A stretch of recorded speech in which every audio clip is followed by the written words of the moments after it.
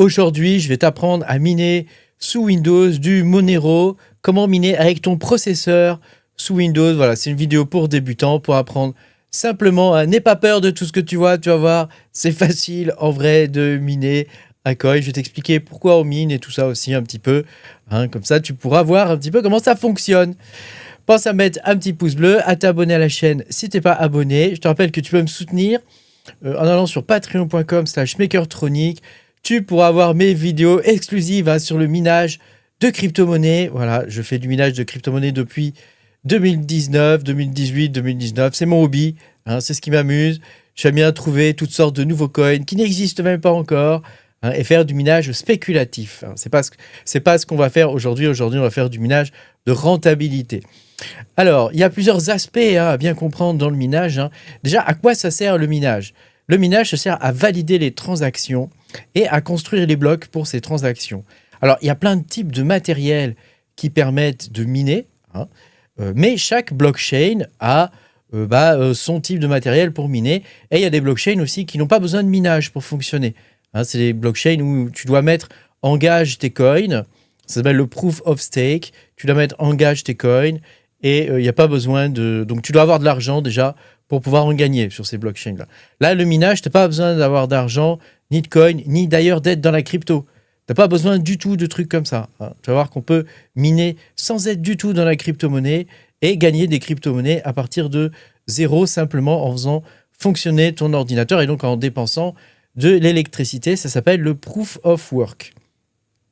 La preuve de travail en français.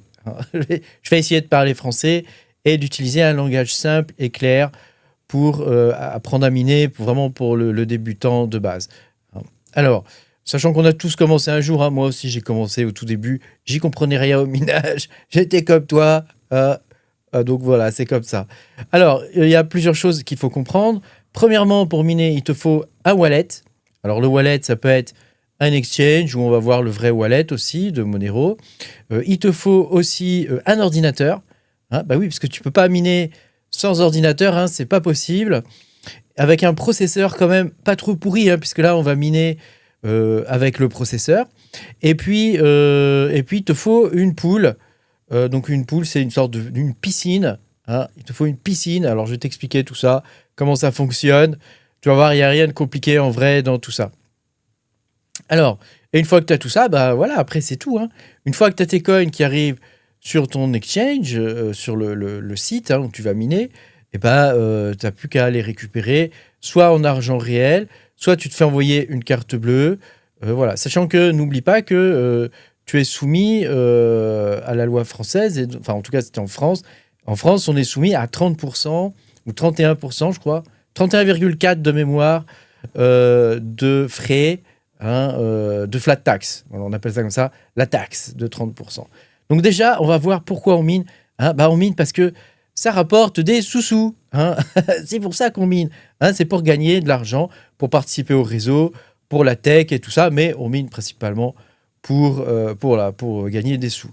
Donc là, tu vois, c'est du minage par CPU, mais il existe aussi du minage par carte graphique, du minage avec du matériel spécialisé, qui sont les ASIC. Il y a du minage avec des FPGA, c'est encore une sorte de matériel spécialisé. Et puis après, voilà, il y a toutes sortes d'options et de trucs. Nous, on va aller dans les processeurs parce que c'est ce que tout le monde a. Et c'est ce qui est le plus rentable actuellement. Les minages par carte graphique, c'est plus trop rentable depuis quelques années, même si c'est en train de revenir doucement à la mode.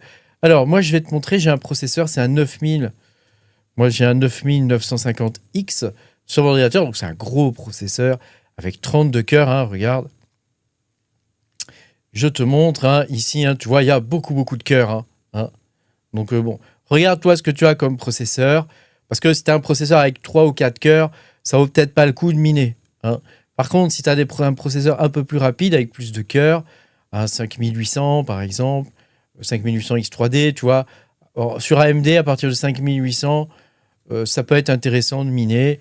Même un petit peu en dessous, ça peut être pas mal. Voilà, il faut regarder ici, tu vas sur ce site, je te le mettrai dans la description de la vidéo, ça s'appelle hashrate.no. Et donc sur ce site, tu tapes ton processeur, donc par exemple un 5800, tu vois, X3D, il te dit combien tu gagnes par jour, etc. Alors il faut régler ici, avant, il faut régler que tu es en euros et que combien te coûte ton électricité pour voir la rentabilité. Donc moi, je vais mettre 9950, tu vois, mon processeur. Et donc voilà, moi, c'est un 9950X. Donc je clique là-dessus. Voilà, et donc là, il va mettre tous les coins, toutes les crypto-monnaies qui sont plus ou moins rentables. Aujourd'hui, on va regarder le Monero. Alors moi, je mine pas trop les autres trucs. Je mine principalement du Monero, simplement parce que je vais te montrer la courbe du Monero. Si je la retrouve, je ne sais pas où je l'ai mise, mais voilà, il y a une courbe du Monero, la voici. La courbe du Monero, comme tu peux le voir, à chaque bull run, donc le bull run, c'est une phase pendant les crypto-monnaies où ça devient un peu maniaque, où les gens deviennent un peu fous et ils achètent un peu n'importe quoi, dont du Monero, qui n'est pas n'importe quoi, le Monero. Le Monero, c'est une crypto-monnaie qui a la particularité d'être privée. C'est-à-dire que personne ne sait ce que tu mines, ni combien tu as, ni rien du tout. C'est complètement privé. À partir du moment où tu ne communiques pas ta clé privée, personne ne peut rien savoir sur toi. Donc ici, tu vois que ici, ça avait bien pumpé en 2018. Pumpé, ça veut dire que ça monte. Ici, pareil, tu vois, le prix devient intéressant parce qu'il était monté à 500 et quelques dollars en 2021. Et là, le prix continue de monter. Actuellement, on est à 455 dollars pour du Monero. Donc c'est intéressant même à miner dans les périodes creuses où tu te dis que c'est pas rentable parce que à un moment donné, ça va remonter.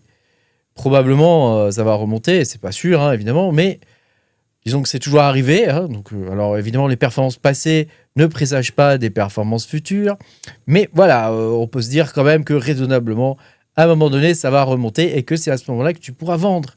Donc tu mines pas forcément pour tout de suite, mais un petit peu pour plus tard aussi. Voilà, donc revenons à nos moutons. Tu as la liste des coins ici qui nous intéressent, donc il y en a beaucoup. On va pas les expliquer. Voilà, on va aller dans Monero ici et je peux voir ici que sur Monero, je peux miner donc avec un hash rate donc qui sera de 26. Voilà, que je vais consommer 199 watts. Alors tu vas voir que c'est faux. Les chiffres qui sont marqués ici ne sont pas forcément vrais. Il n'y a pas 50 000 façons de procéder. Il faut regarder combien tu consommes à la prise avec un wattmètre. Moi, c'est ce que j'ai fait. Et par exemple, si je cherche Monero ici, Monero, dans les coins, tu vas dans ici, currency, coin, voilà, et tu cherches Monero, voilà, Monero, le voici, le voilà. Eh bien, tu as un calculateur ici qui est bien pratique, et donc tu peux mettre ton hash rate, donc c'est le nombre de hash que tu fais par seconde, que tu calcules en fait par seconde. Le hash rate, c'est très simple en fait à comprendre. Imagine que tu as un mot de passe, et que tu veux trouver ce mot de passe, tu vas essayer des millions d'opérations, toutes les opérations possibles, pour essayer de trouver le mot de passe. Bon, le hash rate, c'est la même chose. Et minage, ça consiste en ça, en fait. On essaye énormément d'opérations qui sont pas très compliquées, en vrai, et pour trouver, justement, ce mot de passe, qui est le mot de passe du bloc, quelque part. Donc, tu vois, le mien, il mine à 21 pour 125 watts, à peu près, que j'ai mesuré à la prise. Et donc, ça me donne ici la vraie rentabilité du coin. Donc, comme tu peux le voir, je vais gagner tous les jours 61 centimes avec un processeur. Je vais avoir un coût électrique de 40 centimes. Voilà, j'ai des fees à payer pour le miner et pour la pool. Et je vais payer... Donc, je vais gagner 20 centimes par jour directement dans ma poche. Évidemment, si je ne paye pas l'électricité, je gagne 61 centimes directement. Ça, qu'on se comprenne bien. Mais si je paye l'électricité, si dans une chambre d'étudiant et tout ça que tu ne payes pas l'électricité, évidemment, tu peux miner gratos. Ça. Bon, il faut prévenir quand même les gens, mais ça te fera chauffage aussi. Mais voilà, le principe, c'est celui-là. Donc, on va continuer maintenant. Il te faut un wallet pour pouvoir récupérer tes coins que tu vas miner. Donc, alors là, tu as deux solutions. Soit tu vas sur un exchange, donc c'est un site internet où on peut faire des échanges de crypto-monnaies. Soit tu vas sur le site officiel et tu télécharges le wallet. Tu vois, ici, quand tu es sur le site officiel, il te dit, je mettrai tous les liens dans la description, il te dit download, choose a wallet, download, donc tu vas dans download. Et ici, tu as toutes sortes de wallets pour Windows, pour Linux, voilà. Donc tu prends celui qui correspond à ton système. Voilà, tu auras quelque chose comme ça, ça va ressembler à ça, ton wallet. Et tu pourras récupérer ton adresse, tu vois, ton adresse qui se trouvera ici, dans Receive, ici. Tu vas dans Receive et tu auras ton adresse ici. Moi, je vais te montrer ici sur MEXC. Donc, c'est sur un exchange de crypto-monnaie. Mais tu peux aller ailleurs, hein, sur un autre exchange. Je te fais voir sur MEXC. Attention, c'est un exchange qui n'est pas régulé. Donc, normalement, voilà, il faut faire quand même attention. Voilà. Après, c'est toi qui vois ce que tu préfères faire. Donc, tu cliques sur déposer on-chain ici. Donc, il va te mettre ça, hein, il va te mettre une liste. Tu choisis ici XMR, Monero, parce que le logo de Monero, c'est XMR. Hein, voilà. Et il va te donner ton adresse ici. Donc, tu as juste à copier cette adresse et tu as ton adresse pour commencer à miner. Donc, quand tu vas miner, tous les coins seront envoyés ici, sur cette adresse-là.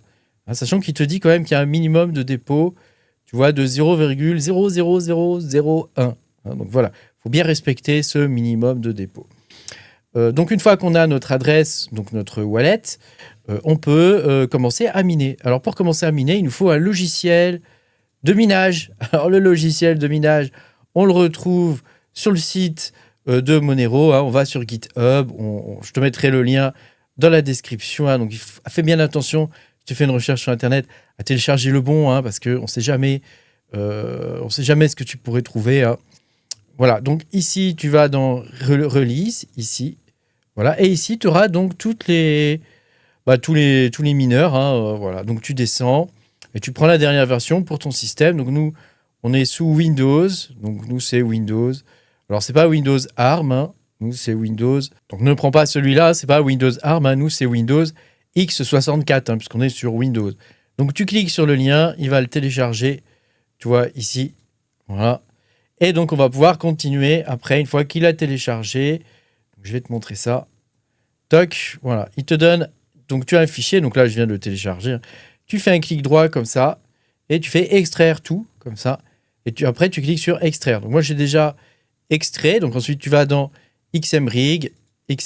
Alors, ton antivirus va peut-être trigger. Hein, il va peut-être se réveiller en te disant, attention, donc c'est normal, hein. C'est normal puisque les antivirus s'excitent dès qu'il y a du minage, parce qu'on pourrait miner à ton insu. Tu vois. À l'insu de ton plein gré, hein, on pourrait vouloir miner sur ton ordinateur sans que toi tu le veuilles, et auquel cas enclencher une dépense d'électricité que tu n'aurais pas demandé. Tu comprends?